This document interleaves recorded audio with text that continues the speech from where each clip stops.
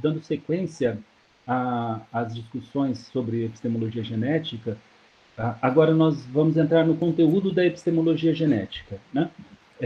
No vídeo anterior, nós fizemos uma introdução geral caracterizando a epistemologia genética, né, o que seria o seu escopo, o seu conteúdo e o seu método, e parte daquele conteúdo, quem quiser aprofundar mais, está num pequeno livro, A Epistemologia Genética, um e-book que foi produzido para a formação de extensão de professores, né? Nesse livro eu faço, então, a discussão de alguns daqueles tópicos anteriores, como também introduzo algum material a mais. Como na discussão do modelo que nós vamos fazer aqui já tem incluso o conteúdo desses tópicos a mais, eu deixei para fazer essa discussão durante essa apresentação. Nós vimos que a obra de Piaget é imensa, né? Ele tem mais de 70 livros e mais de 2.000 artigos, e os conceitos teóricos da epistemologia genética estão espalhados por toda a obra, junto com análise de dados experimentais, né? Então, é nesse sentido que nós vamos agora tratar do modelo do sistema de esquemas de ações e operações sobre símbolos e signos, né? Bom, basicamente nós vamos tratar da leitura e discussão do artigo que propõe esse modelo. Então, o que nós vamos fazer aqui é proceder à leitura passo a passo desse artigo, fazendo uma discussão, né? Então, de forma geral, né, o resumo desse artigo é que nele objetiva-se expor um modelo denominado modelo do sistema de esquemas de ações e operações sobre símbolos e signos, ou mais brevemente, MOSEUS, que articula alguns dos principais resultados teóricos e experimentais a que chegaram Piaget e seus colaboradores, em uma visão sistêmica, sistemática e sintética, né? O nome do modelo é meio esquisito, né? Mas a intenção desse nome é já expor no próprio nome do modelo os principais conceitos que vão estruturar, que vão apresentar os elementos da estrutura necessária aos conhecimentos, né? Que é a noção de ação, a noção de esquema, né, e de esquema de ação, a noção de operação, de esquema de operação, de símbolo, de signo e de operações sobre símbolos e signos, né? Então, MOSEUS é a abreviação desse nome, que pode ajudar já a memorizar esses elementos essenciais que compõem o próprio modelo, né?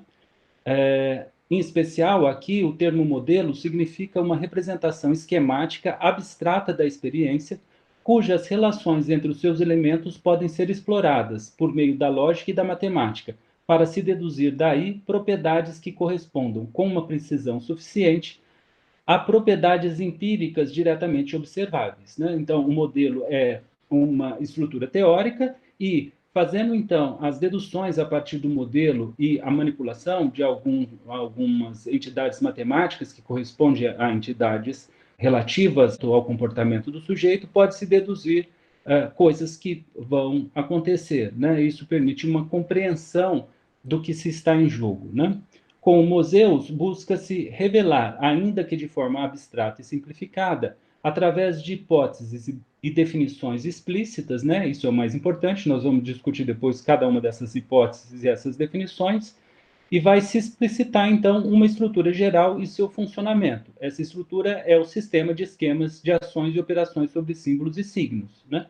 Que fornece os elementos que possibilitam as diversas estruturas necessárias ao conhecimento do sujeito epistêmico, o sujeito do conhecimento, e as suas etapas de construção, né? As etapas de construção dessa estrutura, né?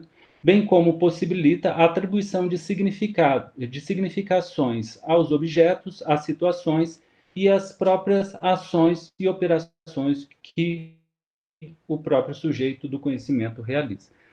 Bom, então, basicamente, o modelo é essa apresentação sintética, e agora, nesse vídeo, o que nós vamos fazer é dar uma introdução do que significa isso. Bem, então, uma das dificuldades de se compreender a epistemologia genética e a psicologia genética criadas por Jean Piaget é a grande extensão, né? Quase uma centena de livros e uma centena de artigos, e a complexidade da obra de Piaget e seus colaboradores, na qual se encontram dispersos os diversos resultados teóricos e experimentais por eles elaborados e obtidos.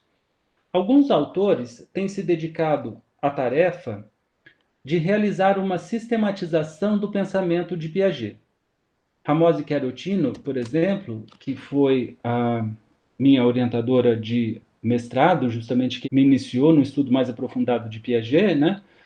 Nos seus livros, né, Piaget, Modelo e Estrutura, Em Busca do Sentido da Obra de Jean Piaget e Psicologia e Epistemologia Genética de Jean Piaget, sempre objetivou uma análise estrutural da obra de Piaget, explicitando sua arquitetônica a partir da ordem das razões que a estrutura, né? Furt, por exemplo, no livro Piaget e o Conhecimento, também expõe um estudo sistemático da teoria de Piaget a partir da compreensão da estrutura do todo de sua obra. Batro também elaborou um dicionário terminológico de Jean Piaget que expressa os termos utilizados, os principais termos que estruturam a teoria de Piaget, né, e os lugares onde ela ocorre na obra, né, possibilitando então uma melhor compreensão de diversos termos da malha conceitual da teoria. E vários outros, né, Montagerot e Maurice Navy e Ducret mostram o percurso vivo e evolutivo do pensamento de Piaget. Becker e Dongo Montoya mostraram as articulações da teoria do desenvolvimento de Piaget com as questões da aprendizagem. Dongo Montoya mostrou as articulações da teoria do desenvolvimento de Piaget com a imagem mental, e vários foram os livros dedicados à sua vida, pensamento e obra, como de Batro, de Dolly, de Freytag, de Kelserin, de Müller, Carpendale e Smith, e etc. Né? Todos esses livros, as referências deles se encontram na bibliografia e depois podem ser consultados. Bom, apesar desses diversos esforços de sistematização do pensamento de Piaget, de fato extremamente profundos e que permitem uma visão geral, a originalidade e a complexidade da sua obra é ainda, em geral, pouco compreendida, inclusive nos meios científicos, especialmente, como salientado, devido à extensão e à complexidade da sua obra. Nesse contexto, uma sistematização de algum dos resultados teóricos e experimentais em termos de um modelo, como em geral se procede nas ciências, possibilitaria uma visão sistêmica, sintética e sistemática desses resultados e suas interrelações, além de vir a fornecer uma interpretação renovada deles, na medida em que eles podem ser ressignificados em função dessa síntese mesma. Bom, então, fazendo uma introdução geral, né, o termo modelo, como a gente viu, significa aqui uma representação esquemática, abstrata da experiência. Qual experiência? Dos sujeitos que vão procurar conhecer o mundo. Né? Nós vimos com a epistemologia genética que Piaget quer descobrir como o ser humano consegue fazer ciência, né? E, em especial, como um ser humano nasce, né, um bebê sem essas estruturas, como ela adquire essas estruturas necessárias a se fazer ciência na idade adulta, né? Então, o modelo aqui vai ser uma representação esquemática dos elementos que nos permite compreender e explicar a constituição, qual é, e a constituição dessa estrutura que vai permitir a gente adquirir o conhecimento, né? Então, o termo modelo vai expressar a relação entre esses elementos de uma forma abstrata e que vão poder ser explorados por meios teóricos, né, por meio da lógica e da matemática, para se deduzir daí propriedades que correspondam com uma precisão suficiente a propriedades empíricas diretamente observáveis, de tal forma com que, primeiro, o modelo explique, então, isso que a gente observa empiricamente, e também a gente possa testar, né, aquilo que o modelo diz que irá acontecer com os dados empíricos, né? Portanto, nesse artigo, objetiva-se, pois, expor um modelo, denominado modelo do sistema de esquemas de ações e operações sobre símbolos e signos, ou mais brevemente, MOSEUS, que articula alguns dos principais resultados teóricos e experimentais a que chegaram Piaget e os seus colaboradores, em uma visão sistêmica, sistemática e sintética. Como enfatiza Ramose Chiarotino no livro Piaget, Modelo e Estrutura, a construção de modelos pode ser considerada um dos principais métodos adotados por Piaget para a constituição de sua teoria, né? Ramose Querotino nos diz: Jean Piaget se propõe a tarefa de proceder diante do fenômeno do comportamento inteligente como um físico diante dos fenômenos atômicos e eletrônicos, não podendo observar o fenômeno senão seus efeitos, porque se você não observa a inteligência nela mesma, mas sim os comportamentos inteligentes, né, lança-se a tarefa de explicá-lo, né, o comportamento inteligente, através da criação de um modelo de sua estrutura, né? Em especial, alguns modelos formalizados em Piaget, o grupo INRC, o agrupamento, e no nosso caso aqui, então, estamos propondo um modelo, já que nós não podemos observar esse comportamento inteligente, que depois, com a própria exposição do modelo, principalmente no seu início, vai ficar mais claro o que seja, né? Não podendo observá-lo diretamente, nós construímos um modelo desse funcionamento que permita explicá-lo, né? Observe-se também que aqui se está de acordo com Gilles Gaston Granger a respeito dos modelos em ciências humanas, né? Daqui a pouco eu falo um pouco sobre quem foi Gilles Gaston Granger, né? Mas ele nos diz que uma simplificação tão radical de um modelo nas ciências humanas, porque a gente usa bastante modelos nas ciências exatas, né? Modelo da queda dos corpos, modelo a própria mecânica newtoniana, ou mecânica relativística, ou mecânica quântica, ou mesmo as reações químicas, o modelo atômico, todos esses são muito utilizados nas ciências exatas, né? E, num certo sentido, um modelo em ciências humanas também é possível. E, e Granger é um dos que analisam a ciência como construção de modelos e os limites de um tipo de conhecimento dessa forma, né? E ele então nos diz que uma simplificação tão radical de um modelo em ciências humanas só pode representar os fenômenos concretos muito parcialmente e sob condições pouco realizáveis, porque o modelo é abstrato e na situação concreta a gente tem várias variáveis, né? Mas ele continua: o que justifica, porém, a utilização e a construção de modelos em ciências humanas é a hipótese de que se revele mecanismos fundamentais, né?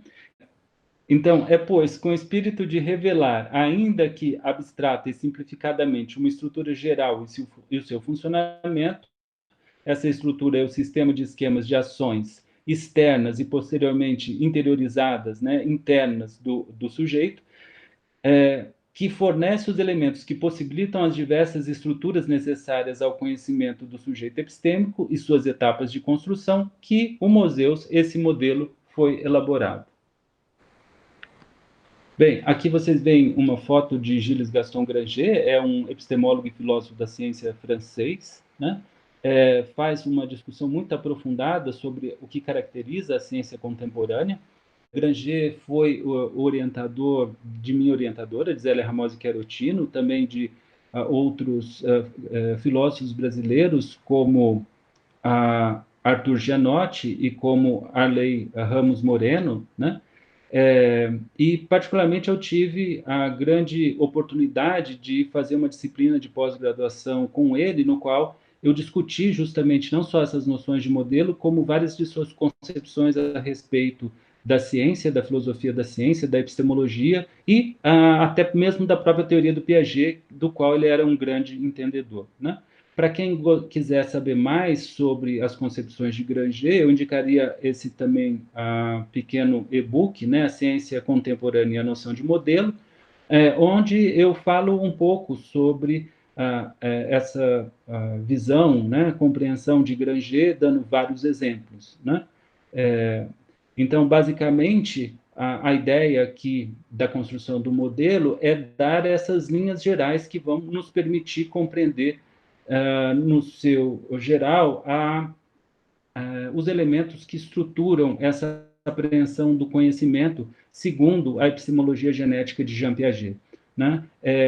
Vale a pena notar também que foi durante o mestrado, trabalhando justamente com a teoria do Piaget, que eu tive as aulas com Granger, e foi justamente vários esclarecimentos que ele apontou sobre como seria um modelo na teoria das ciências humanas que me permitiu, de fato, elaborar esse modelo. Apesar que o modelo mesmo veio a ser elaborado já nessa época, eu já tinha uma noção geral dele, dessas hipóteses que estruturam ele, mas ele veio a ser publicado bem posteriormente, e o modelo é o resultado, na verdade, de 10 anos buscando ensinar a própria epistemologia genética. Então, eu comecei a perceber que tanto a forma de ensiná-lo quanto a disposição dessa estrutura era basicamente a mesma. Então, o artigo surgiu como uma síntese desses 10 anos de ensino sobre epistemologia genética.